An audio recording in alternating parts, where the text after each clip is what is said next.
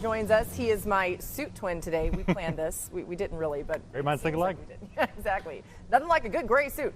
Jeremy's got a lot of news insights. We got Tim Hasselbeck, Damian Woody with us throughout, and Jordan Reed is going to join us for his way too early 2026 mock draft, but I got to say it's never too early for that.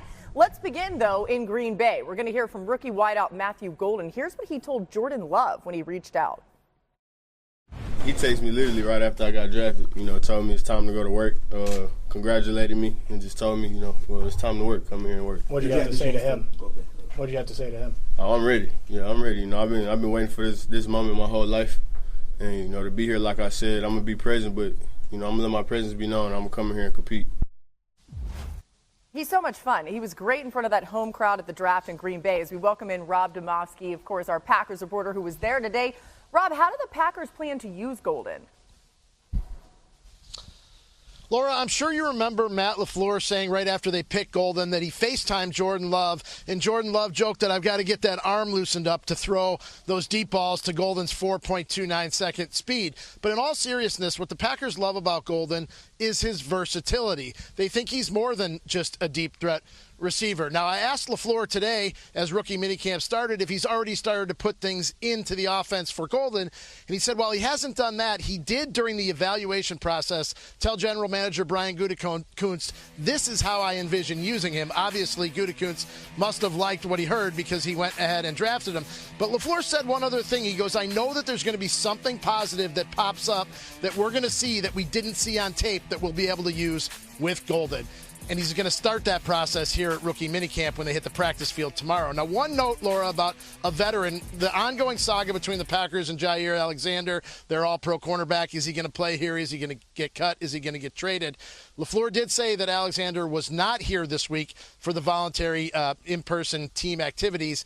That's interesting to note because Alexander did take part last week when they did things virtually. They kept the players away because of all the stuff around here with the draft and logistically. So Alexander was part of the virtual stuff but was not here in person this week. Yeah, really interesting to keep an eye on. Jeremy Fowler has an update on that in just a bit. And I must say, Rob, Lambeau's looking gorgeous today, okay, as you well know. All right, the Packers have done their best to put solid pass catchers around Jordan Love over the last 4 drafts. They've taken 7 pass catchers in the first 3 rounds, 5 wide receivers and 2 tight ends. However, Matthew Golden is the first receiver they've drafted in the first round since 2002, and it's the first time they've taken 2 wide receivers in the first 3 rounds in the common draft era. Somebody's going to say, Aaron Rodgers, saying, where was that when I was here? Anyway, Tim, a lot of receivers for Jordan Love. What do you think, though, specifically about the addition of Matthew Golden? I think it's great, because he's super talented. I mean, just watching even the highlights that we were playing there, you see his speed, and I do think he's, more versatile, as Rob Demovsky was, kind of referring in terms of the optimism, in Green Bay of what type of player he can be. And I would say, I actually think Green Bay has had a pretty good receiving core, especially when you factor in, their tight ends and the way that they've played. And so, to me, it really wasn't this glaring area of need, other than to say some of these young, productive wide receivers that they've had, they've been injured. And so because of that, I think, getting a dynamic player who's young, kind of build, into the room, I think should be really exciting for Packers fans. And so, look, they did that, but they also did other things. They still, addressed the offensive line in the 2nd and 7th round. Like, there are other things that they need to do, but I do believe the continuity in Green Bay and what they're building around Jordan Love, look, I think gives you a lot of optimism for how they're going to fare in the division. Yeah, listen, Tim brings up a lot of good points. That receiving core is going to be one of the best, one of the more young and dynamic receiving cores in the league. I think defensively they've continued to add pieces there, and I think that defense needs to continue to elevate. But ultimately, this falls on Jordan Love. And when you talk about Jordan Love, you're talking about a guy who's immensely talented. Sometimes can be reckless with the football. And I think if Green Bay ultimately wants to go to where they want to go and vie for a championship and win that NFC North, I think Jordan Love has to play more consistently. No one has ever questioned the talent that he has, but he just needs to be more consistent. If he can do that with all the pieces that's surrounding Jordan Love, this Green Bay Packers team is as good as anyone. Yeah, D. Wood, the Packers and Jordan Love got help with drafting Matthew Golden in the first round, breaking serious precedent. Hadn't taken a wide receiver since Javon Walker in 2002. Why did they do that? One team source told me he was, quote, too good to pass up, because I was told Golden in the process figured he would be in that sort of 10 to 22 range, as high as the Cowboys, number 12. He was considered one of the finalists among the teams that they were shaking out. So he had a top 30 visit with the team, everything. Yeah, and lucky for Jordan Love. I think everyone's going to love what Matthew Golden brings to the table. Now, we promised Jeremy an update on Jair Alexander. You heard what Rob Domofsky said. What are you hearing about him right now?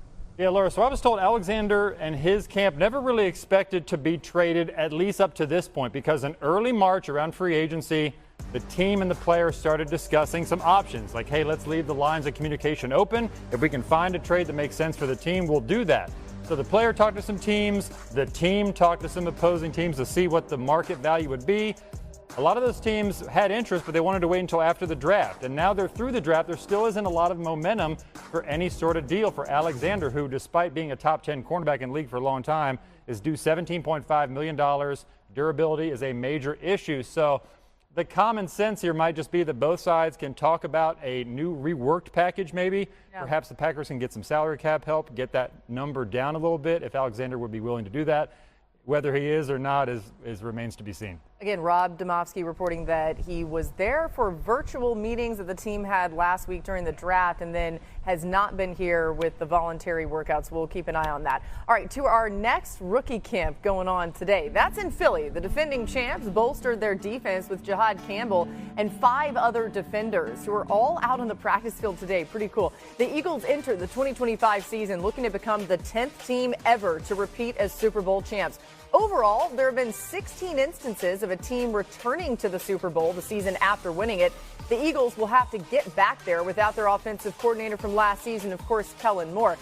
Damian, Howie Roseman keeps rebuilding the Eagles team in the draft. Is that enough, though, for them to repeat? Because they have lost a lot of guys, too, in free agency and otherwise. Yeah, listen, some of those guys have graduated from the program, but the one thing that Howie Roseman has always done, he's a master at restocking.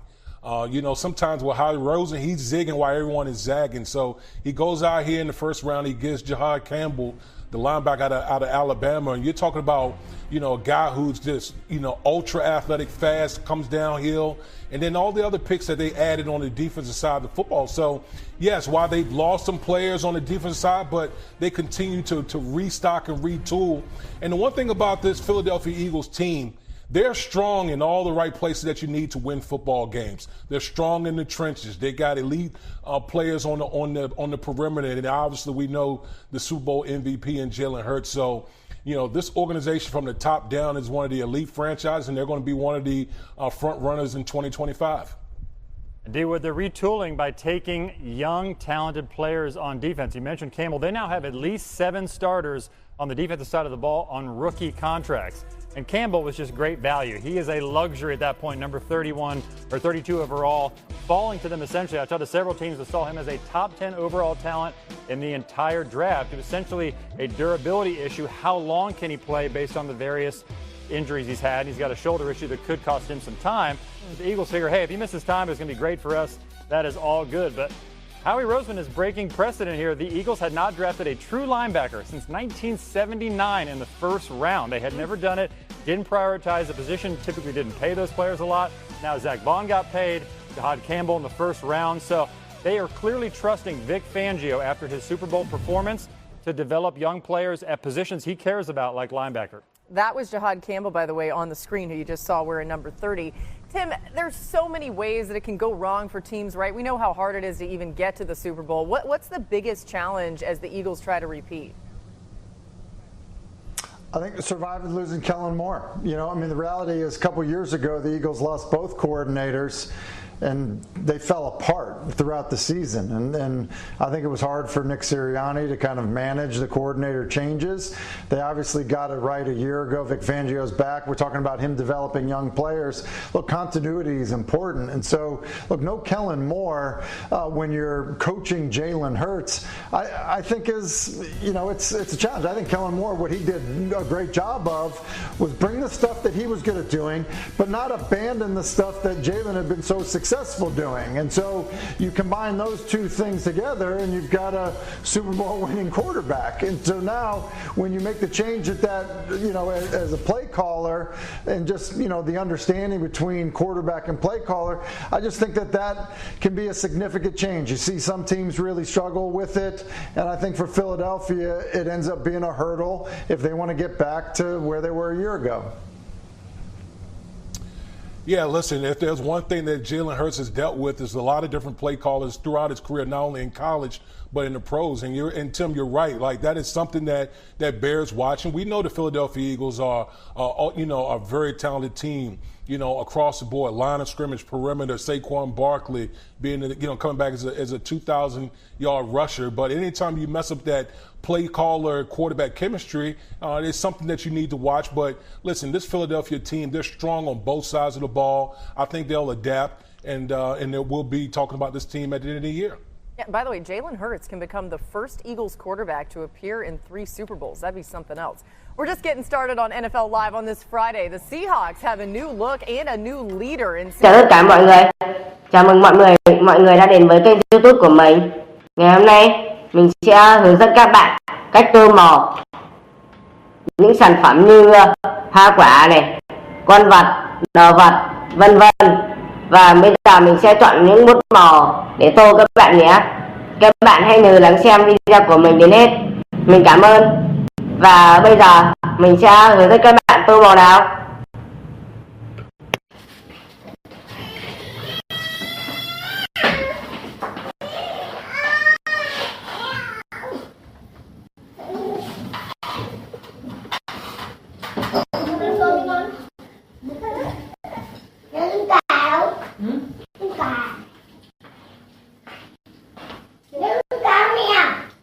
Tương cả hết rồi. Không, cái loại tương cả ngoài kia vẫn còn.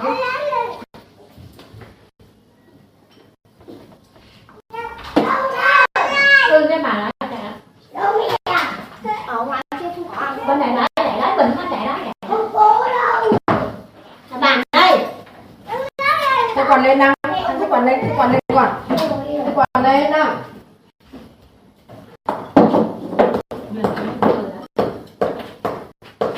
Quả lên ta còn uống thuốc ngọt đấy